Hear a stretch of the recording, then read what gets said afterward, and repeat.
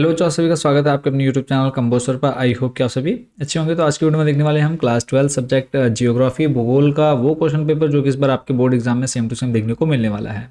तो ये जो क्वेश्चन पेपर है ये बच्चों उत्तराखंड बोर्ड के द्वारा आप लोग के लिए एक सैम्पल पेपर जारी किया गया है कि आप लोग का जो मेन क्वेश्चन पेपर है वो कैसा रहेगा, कितने क्वेश्चन पूछे जाएंगे, प्लस कौन कौन से क्वेश्चन है जो कि आपके बोर्ड एग्जाम में आ सकते हैं और इनमें से कितने नंबर के क्वेश्चन हैं जो कि आपको अभी से ही 100% प्रिपेयर करके रखने हैं कि सेम टू सेम क्वेश्चन आपके बोर्ड एग्जाम में आएंगे।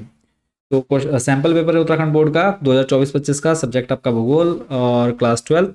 जो मार्क्स रहेंगे 70 मार्क्स का ये पेपर है, समय 3 घंटा। सामान्य निर्देश दिए गए हैं कि इस प्रश्न पत्र में कुल 21 प्रश्न हैं, सभी प्रश्न अनिवार्य है, तो ये आप वीडियो रोक करके पढ़ सकते हैं अगर आप डिटेल में इनको पढ़ना चाहेंगे।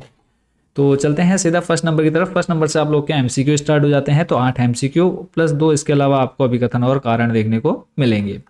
तो फर्स्ट नंबर पर चलते हैं एमसीक्यू पर, और जो आपके वैकल्पिक प्रश्न हैं इनका आंसर आपने हमें कमेंट बॉक्स में देना है।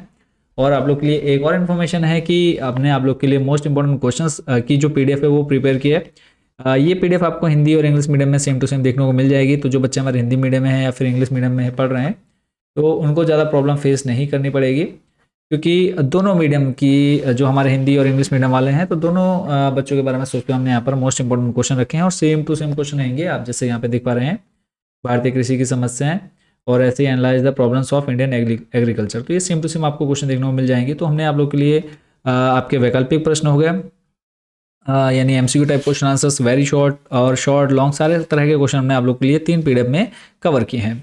तो वो पीडीएफ आप कैसे ले सकते हैं वो भी जानेंगे। तो पहले हम एमसीक्यू देख लेते हैं। कहाँ नंबर पे है आपका, पर्यावरणीय निश्चयवाद और संभाववाद के बीच मध्य मार्ग को परिलक्षित करने वाली संकल्पना है। ऑप्शन आपके सामने है, आदर्शवाद, नव निश्चयवाद, व्यक्तिवाद या फिर मानवतावाद। तो आपको जो भी आंसर ठीक लगता है आपने आंसर कमेंट बॉक्स में देना है। खा नंबर है, निम्न में अवकाश का भूगोल सम्मिलित है। सामाजिक भूगोल में, नगरीय भूगोल में, जनसंख्या भूगोल में या फिर आवास भूगोल में। गा नंबर है, किसी प्रदेश का क्षेत्रफल 100 वर्ग किलोमीटर है और जनसंख्या 1.5 लाख 1,50,000 है, उस प्रदेश का जनसंख्या घनत्व क्या होगा। 4 ऑप्शन आपके सामने हैं, 1500 व्यक्ति वर्ग किलोमीटर, 15,000 व्यक्ति वर्ग किलोमीटर, 1,000 व्यक्ति वर्ग किलोमीटर या फिर 10,000 व्यक्ति वर्ग किलोमीटर। और एमसीक्यू तो आपने देखने हैं, ये जो आपको यहाँ दे रखे हैं, इसके अलावा जो हमने आप लोग के लिए पीडीएफ में कवर किए हैं सारे आपके मोस्ट इंपॉर्टेंट हैं। और सारे क्वेश्चन जितने आप देखेंगे चाहे वो शॉर्ट और लॉन्ग, सारे आपके सिलेक्टेड क्वेश्चन है, प्रीवियस ईयर के क्वेश्चन पेपर सब कुछ एनालाइज करने के बाद ही आपके लिए वो क्वेश्चन हमने प्रिपेयर किए हैं। घा नंबर है, राइन नदी जलमार्ग स्थित है। तो ये आपको ऑप्शन में दे रखा है, यूरोप, एशिया, अफ्रीका या फिर ऑस्ट्रेलिया। तो दो चारों में से जो भी आपको ठीक लगता है वो आंसर आपने हमें कमेंट बॉक्स में बताना है। नेक्स्ट है, निम्नलिखित राज्यों में से किस राज्य में सर्वाधिक जनसंख्या घनत्व है। पश्चिम बंगाल, बिहार, तमिलनाडु या फिर असम। 4 नंबर है, कोलकाता किस नदी के तट पर स्थित है। महानदी, वर्धा, हुगली या फिर दामोदर। 6 नंबर है, भारत में रेल प्रणाली को कितने मंडलों में विभाजित किया गया है। 9, 16, 12 या फिर 14। जा है, इंदिरा गांधी नहर किस राज्य में स्थित है। राजस्थान, उत्तर प्रदेश, मध्य प्रदेश या फिर गुजरात। इसके बाद आप लोग के आ जाते हैं अभिकथन और कारण, या अभिकथन कारण में आपको यहाँ पर एक अभिकथन और कारण मिलेगा और ऊपर आपको 4 ऑप्शन देखने को मिलेंगे। अगर आपको लगता है कि ए और आर दोनों सही है तथा आर ए की सही व्याख्या करता है तो उन्हें फर्स्ट, और सही व्याख्या नहीं करता सेकंड। अगर ए सही आर गलत है तो थर्ड, दोनों ही गलत है तो आपने चौथे वाले पर टिक करना है। तो इसको आपने पढ़ लेना है। बात कर लेते हैं कि पीडीएफ जो बच्चे लेना चाहते हैं वो कैसे ले सकते हैं, उसके बाद फिर बाकी के क्वेश्चन देखेंगे जो हमारे सामने है। तो 2 स्टेप आपके सामने हैं। जो बच्चे पीडीएफ लेना चाहते हैं, एक कि डायरेक्ट आप हमें व्हाट्सएप पर कॉन्टैक्ट कर लें और दूसरा है कि आप हमारी वेबसाइट पर विजिट कर लें। तो जो बच्चे व्हाट्सएप पर लेना चाहते हैं तो पहले मैं आपको यहाँ पर इनकी कॉस्ट दिखा देता हूँ। अगर तीनों पीडीएफ आप लेना चाहते हैं तो तीनों पीडीएफ की कॉस्ट बच्चों अराउंड आप लोग की 70 रुपये है, जो कि आप स्क्रीन पर देख पा रहे हैं। निश्चित प्रश्न यानी वेरी शॉर्ट, ये आपको इंग्लिश मीडियम में भी सेम आपको मिल जाएगा। तो 3 पीडीएफ में। तो अब जो बच्चे इन तीनों पीडीएफ को लेना चाहते हैं आपने सिंपली हमें इस व्हाट्सअप नंबर पर मैसेज करना है। आपने अपनी क्लास, सब्जेक्ट और मीडियम बताना है, हिंदी मीडियम या फिर इंग्लिश मीडियम। जैसे ही आप यहाँ पर मैसेज करेंगे आपको QR कोड मिल जाएगा। QR कोड आते ही आप लोगों को उस पर पे करना है। पे करते ही आपके नंबर पर PDF डायरेक्ट सेंड कर दी जाएगी। अब जो बच्चे व्हाट्सएप पर ना लेकर के लेना चाहते हैं कि डायरेक्ट वेबसाइट से लेंगे तो आपने सर्च करना है कंबोसर। कंबोसर सर्च करते ही आपके सामने हमारी वेबसाइट आ जाएगी। सिंपली आपने क्लिक करना है और आप इस होम पेज पर आ जाएंगे। थोड़ा सा नीचे आना है, ऑप्शन आपको मिलेगा टॉप 30 क्वेश्चंस 2024-25। इस पर क्लिक करते ही नेक्स्ट आपके सामने पेज ओपन होगा क्लासेस का। क्लास 12 सिलेक्ट कर लेना है। 12 पर आने के बाद आपने अपना यहाँ सब्जेक्ट देखना है। भूगोल या फिर जियोग्राफी। तो आप जिस भी मीडियम से उस पर क्लिक करना है, क्लिक करने के बाद नेक्स्ट थोड़ा सा नीचे आना है, हिंदी माध्यम या फिर इंग्लिश मीडियम। तो यहाँ पे जाकर के आप अपना जिस भी मीडियम से वो चूज़ करना है। तो हिंदी मीडियम वाले यहाँ क्लिक कर जैसे करते हैं तो आपके सामने तीनों PDF शो हो जाएंगी। तो इसमें सब जो भी PDF आप लेना चाहते हैं ऐड टू कार्ट करना है। नेक्स्ट प्रोसीड टू चेकआउट, और चेकआउट में आपने यहाँ पे अपनी डिटेल फिल कर लेनी है। डिटेल फिल करने के बाद लास्ट यहाँ पे आप टिक करके प्लेस ऑर्डर कर देंगे। इसके बाद आपसे पेमेंट का ऑप्शन मांगा जाएगा, पेमेंट करेंगे आप, और उसके बाद आपको वहीं पर डाउनलोड का ऑप्शन मिल जाएगा। तो ये था जो बच्चे वेबसाइट से लेना चाहते हैं। बाकी व्हाट्सएप वाले बच्चे डायरेक्ट मैसेज करें, अपनी क्लास सब्जेक्ट मीडियम बताएं और QR पर पेमेंट करें और आपको PDF आपके व्हाट्सएप नंबर पर डायरेक्टली मिल जाएगी। चलते हैं वापस हमारे क्वेश्चंस पर। MCQ देख लिया। और एक लास्ट है, जल एक चक्रीय संसाधन जो पृथ्वी पर प्रचुर मात्रा में पाया जाता है, इसका कारण क्या है? सूर्य जल को चक्रीय साधन बनाने में महत्वपूर्ण भूमिका निभाता है। अगर आपको लगता है कि ए जो है वो उसकी व्याख्या R सही कर रहा है तो आपने फर्स्ट वाले पर टिक कर लेना, बाकी अदरवाइज आप अपने अकॉर्डिंग इसको कर सकते हैं। क्वेश्चन नंबर सेकंड है, मानव भूगोल मानव समाज और धरातल के बीच संबंधों का संश्लेषित अध्ययन है, किसका कथन है? नेक्स्ट है, जनांकीय संक्रमण सिद्धांत के तृतीय अवस्था के किसी एक देश का नाम लिखिए।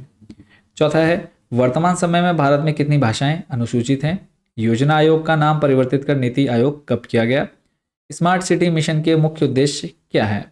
सातवां नंबर है, साझा संपत्ति संसाधन की आवश्यकता क्यों है? भारत में सौर ऊर्जा की आवश्यकता बढ़ती जा रही है क्यों? 9 नंबर है, मानव विकास के 4 स्तंभ कौन कौन से? और ये सारे क्वेश्चन बच्चों आपके इंपॉर्टेंट है, किसी भी क्वेश्चन को आपने इग्नोर नहीं करना है, छोड़ना नहीं है। सभी अगर आप अच्छे से पढ़ लेते हैं तो कुछ भी एक्स्ट्रा पढ़ने की जरूरत नहीं पड़ने वाली है। क्वेश्चन नंबर 10 है, जनसंख्या वितरण को प्रभावित करने वाले 2 कारक लिखिए। 11 नंबर है, औपनिवेशीकरण के दौर से रोपण कृषि का दुनिया भर में विस्तार हुआ, संक्षिप्त में वर्णन करें।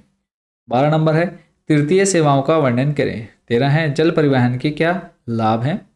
14 नंबर है, भारत में जनसंख्या घनत्व के स्थानिक वितरण की विवेचना कीजिए। 15 है, भारत में लौह अयस्क के प्रचुर क्षेत्र का वर्णन करें। 16 नंबर है, नीचे दी गई तालिका का अध्ययन कीजिए एवं दिए गए प्रश्नों का उत्तर दीजिए। तालिका यहाँ पे आपको भारत के आयात व्यापार की दिशा बता रहा है।